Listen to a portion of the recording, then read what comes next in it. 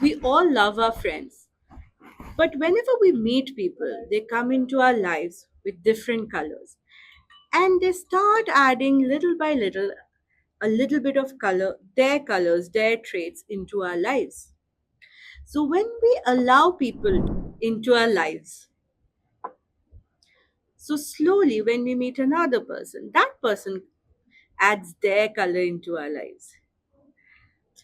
And eventually it gets all mixed up, and then our personalities are formed.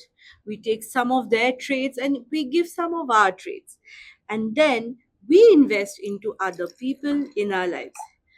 We also invest into our family, our jobs, our life situations, and eventually sometimes we are left empty. We feel exhausted. So it's extremely important the people that we invest into, they also put their energy back, their efforts back. Because as human, we thrive in good relationships because it's not a one-way street, it's a two-way street. It's only when all of us together, all our relationships work together, we are able to feel fulfilling and we are able to achieve our dreams.